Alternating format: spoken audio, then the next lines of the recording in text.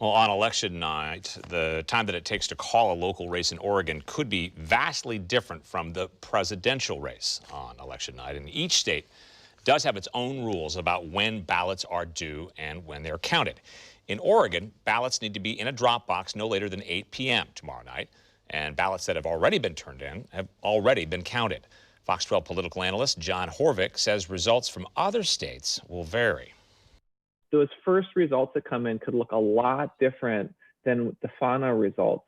In Florida, they could look a lot more Democratic than they'll end up being. Wisconsin, they could look a lot more Republican than they'll end up being. Because in Florida, those Democrats turn in those ballots early, Republicans turning them in later. Same thing in Wisconsin, but because you can't count early in Wisconsin, you're going to have some of the potential for some of those effects.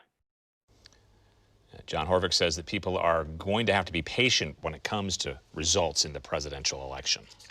Multnomah County Elections says that it has never seen this high of a voter turnout this early. It's really quite remarkable. Fox 12's Sarah HURWITZ joins us live from the elections office with a breakdown of some of those projections. Sarah? Well, yeah, we're actually here in Southeast Portland outside a drop box. The elections office is not far from where we are standing. Now, we did talk with Tim Scott today. He is the director of Multnomah County Elections. He says by the end of today, it is likely that we could hit 80% voter turnout. To give you some perspective there, he says in 2016, that was the number. 80% was the entire voter turnout for the county. So we could hit that same number 24 hours before election night. Now, he also gave me some other numbers. He says as of Saturday, the county's had 385,000 ballots returned. Scott says most of those are likely processed and counted already. He says Oregon has an advantage over many states because election officials in Oregon can count ballots 7 days before Election Day.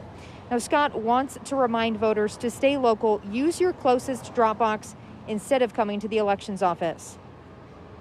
People who are here or at our voting center in Gresham need to be here in the next couple days because there isn't any other option. We can't mail them a replacement ballot, so they have to come here. We want to make sure that the little bit of space that we have due to COVID restrictions, we can prioritize for folks who really need to be here.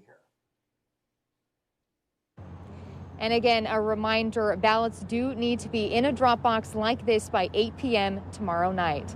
Reporting live here in Southeast Portland, Sarah HURWITZ, Fox 12 Oregon.